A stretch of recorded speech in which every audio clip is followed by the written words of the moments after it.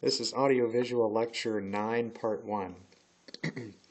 Today we're going to go over some of the calculations for aircraft performance using the charts provided in a sample of a pilot's operating handbook for a Cessna 172, much the same way as we did with the weight and balance calculations. We'll just be doing them with performance.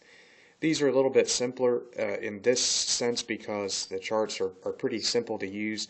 They do all the calculations for you. You just have to know what information you're looking for. The weight and balance, that's kind of the same case, but to really understand it, you have to go through some of the calculations. These calculations vary depending on the type of chart that the manufacturer uses. In this case, we're using a pretty simple one, as I said, because we're going for much of the theory in this course. In the sequel to this course, we go over some of the different charts and ones that are a little bit more advanced to use or require a little bit more thought and input. But for this one, we're just going for theory and concepts. So we're going to use charts from that same operating handbook as we used for weight and balance. First, I'd like to go over briefly a question on the last quiz about weight and balance and takeoff performance. And this was this is question 3 from the quiz about you land at an airport and you find that the takeoff performance is going to require a longer runway than you have, and it lists several options that you could take. And none of these options are really wrong, actually. It was kind of more just a thought-provoking question to get you thinking about some of the different things you could do and how the variables might affect your decision.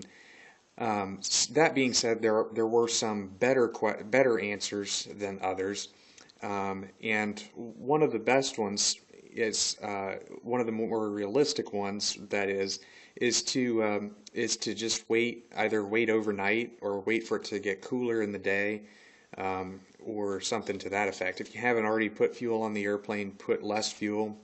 There is an answer option for taking fuel out of the airplane, and while this is a theoretical possibility, it's actually quite difficult to remove fuel in any quantity from an airplane. You can take little shot glass size quantities out of the fuel strainer, but that could take you all day, and then you have the problem of what to do with the fuel. You probably don't just want to throw it on the ground, and it's pretty expensive. So the simplest thing to do really is just to wait for it to get cooler wherever you are, and then the lowered temperature is going to give you better performance, and you might be able to make it out of that runway. So that's kind of a very practical, useful thing to do in that kind of scenario. A lot of the others are certainly possible, but that could mean that one of those first answers is also a pretty good option, and that's to do the calculation before you go in there. We have takeoff and landing performance calculations, and generally speaking, if you can take off out of a runway, you can also land there. For most, as a rule of thumb, for most small airplanes, if it can get out of there, it can get in there, because it takes more room, generally speaking, to take off than it does to land. And there are always exceptions to that rule, and you should always do the calculations when in doubt. But that's, as a general rule, that's a good calculation to run. So if you're going somewhere for lunch, with 4 people and a couple of dogs and some bags and a 172, it is a good idea to do not just the landing calculation to see if you can get in there, but if you're planning on coming back with 4 adults and 2 dogs and some bags and 4 full stomachs, then make sure the airplane can get out of the airport based on the conditions for that day, based on the weight, the temperature, the amount of runway that you have, and so forth. Bear in mind also that these calculations in the book for the airplane are assuming three very important things. The first being, these are calculations done with a brand new airplane, so it's got a freshly built engine, everything on the airplane is straight. It's exactly as built by the factory. The second thing assumes that you're using perfect technique. So the takeoff, for instance, assumes that you use the short field technique as described in the operating handbook. Depending on your skill level or what you had for breakfast that day, maybe you are or aren't going to be able to perform to that level. And the third thing it assumes is that the conditions that you are using for these calculations are as they are. So if you get the weather, for instance, let's say you're at a towered airport and they have what's called an ATIS. That's a weather report that's recorded by someone in the control tower or someone on the airport onto a recording that you listen to. And these are usually put out about every hour or so, unless something fairly drastic changes. But let's say that the temperature has gone up by 5 degrees in the last half hour and the ATIS hasn't been updated yet. All your calculations presume that the temperature is what you heard it recorded on with the ATIS, not what it might actually be at the moment. So those three things, like I said, are three things that are assumed in these performance calculations. So the whole point of that is that regardless of whether the book says that the airplane will do a certain thing, it may or may not because of those three things. So you should always build a sort of a safety margin into these calculations when you do them on a practical basis. So we're going to look at three dimensions of aircraft performance in this course and in this lecture. Those are going to be takeoff performance, cruise performance, and landing performance. Now, before we go into takeoff performance, and there'll be a couple of charts attached that you can review that we're going to be using in this lecture, just like we did with weight and balance. And you're going to notice what we're looking for is a number. We're looking for a runway distance number in feet that we need to get off the ground, is the short end of it. Now, you're going to notice in all of these, you're going to notice two different numbers. One is going to be your ground roll, and the other is going to be your total to clear a 50-foot obstacle.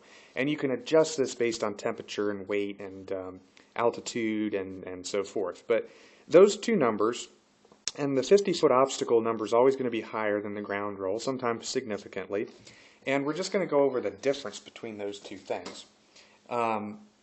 That is actually one wrong answer technically with question 3 on that quiz about taking off anyway because it's factored into that 50-foot obstacle. That's actually totally incorrect. I'm not going to mark anybody wrong on it if they chose that just because we haven't covered it, but that wasn't, I guess, a wrong answer. But anyways, so a 50-foot obstacle versus a ground roll. The ground roll is what we need to get off the ground.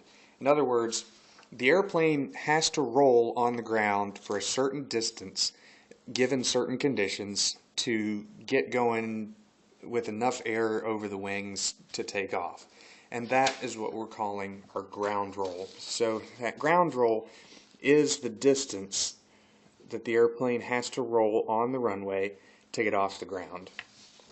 So all other things being equal, let's suppose that we have a runway out in a very flat part of the world where there's nothing in sight. It's literally a piece of pavement sitting on flat ground in the middle of nowhere.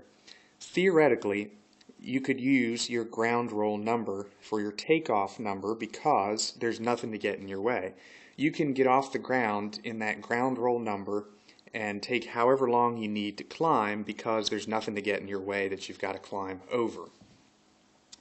Now, to clear a 50-foot obstacle, this is kind of the standard, the measure of standard in the industry for determining what you need to get over an obstacle. Not all obstacles are 50 foot, but you got to pick a number and start there. So that number is going to take into account the total distance from when you start rolling to when you get over a 50-foot obstacle. So in this case, your ground roll is still going to be the same. So let's say that you get off the ground here, but you still need the distance from here to here in order to climb high enough to clear that 50-foot obstacle.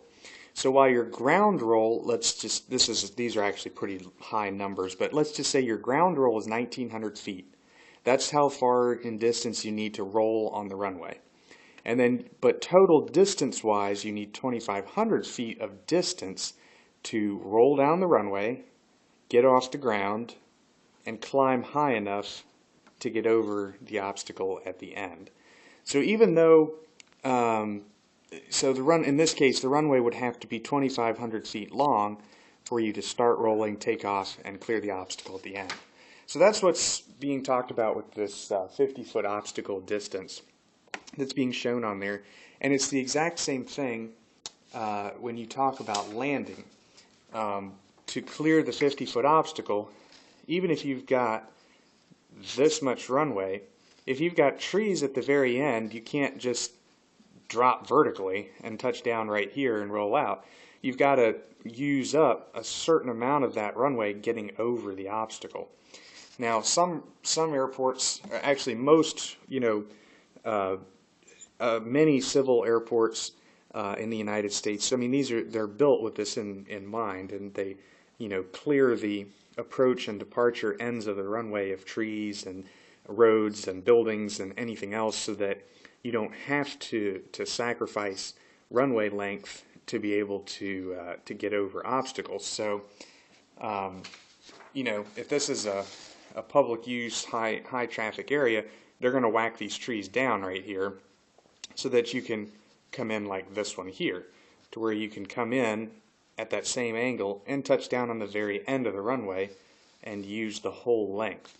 So just to put that in perspective, this is the same length runway in both of these scenarios, but in this scenario, you touch down and roll all the way to the end to get it stopped because you have to come in over this obstacle.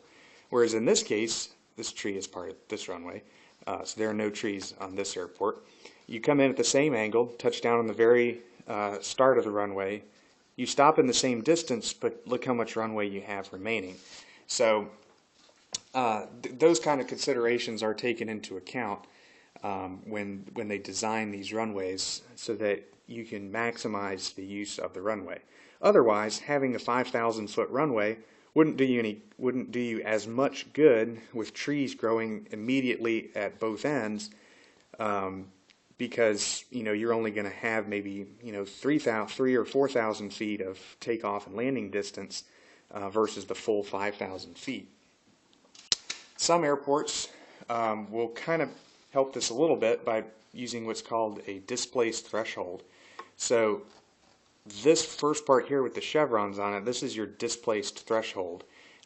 You cannot land, so this is the threshold for runway 14 with the numbers right there. If you're landing on runway 14, you can't touch down on that displaced threshold.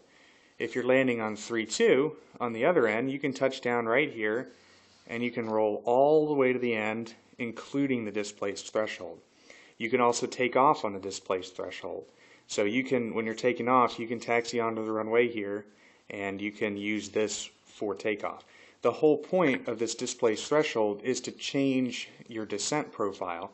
So in this scenario here, over the trees, this part of the runway here would be this displaced threshold, because you're not going to land on it anyways, because you can't, just drop straight down. And the cause for that, might be, here again, a side view. So here's your church over here, and you put a displaced threshold so that people aren't going to be buzzing the steeple of the church trying to, use up all the runway that they can. So they can't land on this first 500 feet anyways, so they're going to adjust their profile to where they come down a little bit further down the runway.